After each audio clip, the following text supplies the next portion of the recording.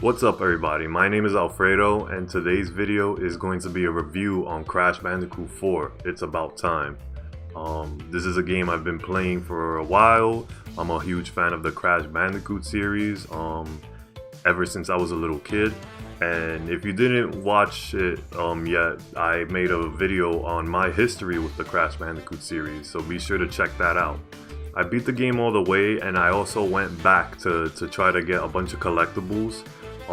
So I'm very deep in the game, but I definitely beat the main story, the main levels, and I've gone back to do a bunch of stuff. This is going to be my review on the base game and everything you can do in the game. So hope you guys enjoy. Make sure you like and subscribe, and thanks for watching. The Crash Bandicoot series is one that gamers can never let go of. It revolutionized the 3D platformer genre back in 1996 with its original release, and despite its ups and downs over the years, Crash Bandicoot still continues to be one of the biggest names in gaming. With the huge success of the N. Sane Trilogy remakes, as well as Crash Team Racing Nitro Fueled, you might ask yourself, can the Crash series continue to succeed with brand new sequels, or will we forever be stuck in the past enjoying nostalgic remakes? Lucky for us, Crash Bandicoot 4 is here just in time to answer that question. The Crash Bandicoot games are mostly known for their narrow yet enjoyable level design, the fun and cartoony characters and feel, having lots of collectibles, and of course a wide variety of gameplay mechanics through different levels. Crash 4 takes all of these things and pushes it times 10. The game starts off with our old villains N. Tropy, Neo Cortex, and Uka Uka ripping a dimensional hole and plotting to take over all time and space. In Crash's time, Aku Aku senses this and sends Crash to go see what's happening, and then the player's in control. Players will be happy to know that Crash plays and feels just as smooth as he always has in terms of running and jumping. All the controls are the same as well as the physics. The first level is a recreation of the original first level from Crash 1. There's a lot to see in this nice recreation of Crash's home, including references to the older games and even Spyro the Dragon. After some progress, the scenery becomes totally new, and there are little tiki enemies and even grind rails, much like the ones in Ratchet & Clank. Everything looks completely new and fresh, while still feeling true to the original games.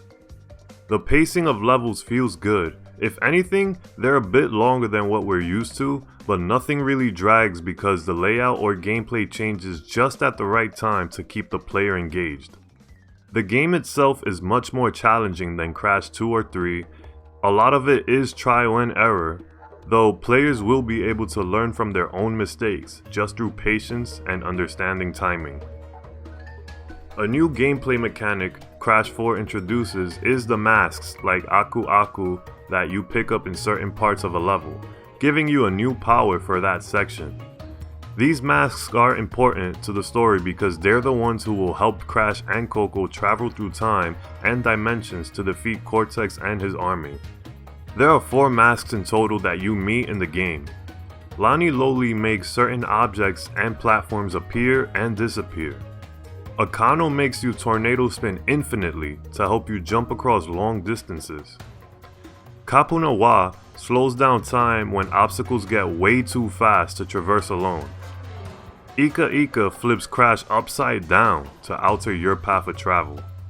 These masks add a greater challenge to these levels and make the gameplay a little more fun. In later sections, however, they can be very tricky to use, especially when you're using different ones back to back. Another way Crash 4 mixes up the gameplay is with what I call the buddy levels. These are levels where you play as Dingodile, Neo Cortex, or Torna. You meet these characters along the way and are able to play their levels with their style of gameplay. These stages are a good distraction and keep gameplay fresh after playing through many Crash levels. The game even goes further with alternating levels through the inverted mode and flashback tapes. Inverted mode allows players to replay a stage, mirrored with a certain visual filter applied. Some of these filters are cool, while some can be pretty underwhelming, but they're good for mixing up gameplay and collecting more gems. By collecting multiple gems from each stage, you can unlock skins for Crash and Coco. These skins are a nice addition for when you want to switch up the look of your character for fun. Throughout some levels, you can collect flashback tapes. You can find these by reaching a certain point in the level without dying. These tapes unlock additional stages where you play as Crash, way back in time when Cortex was still training him to be his general. These levels are basically platforming tests, where you're bouncing on crates and hazards trying to avoid death to pass. Some are definitely trickier than others, but I've personally been able to get through most of them while breaking all the crates in just a few tries. The boss battles are also fun to do. They're basically tests of strength to see how well you can use the mask you've recently found. They feature Crash's old enemies and mostly challenge you to avoid the hazards and wait for the perfect opportunity to strike. As simple as it may sound, they can definitely be a challenge to beat at certain points. Crash Bandicoot 4 is a great representation of how to make a new modern Crash game. At the core, you got the classic style of Crash levels, as well as the smoothness of the movement and controls, while incorporating new ideas that spice up the gameplay a bit and just having fun with it. It's clear how much the developer Toys for Bob loves the Crash Bandicoot series and wants to keep the game super fun and fresh. Even the writing and the characters are enough to keep players wanting more in this game, with their fun and silly interactions. This is a clear representation of how to make a Crash Bandicoot game in 2020, and I can't wait to see what they do next.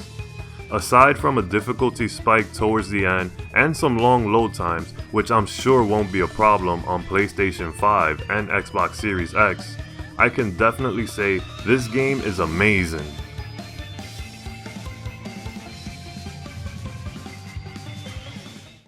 And there you have it. This has been my video review for the game Crash Bandicoot 4, It's About Time. Honestly, as someone who grew up with the Crash games, this was just, this was a love letter to the Crash series. I love Crash Bandicoot very much, and I'm glad to see that they were able to make something really awesome in 2020, honestly, for the Crash Bandicoot. And it shows us that there's definitely going to be more games in the future.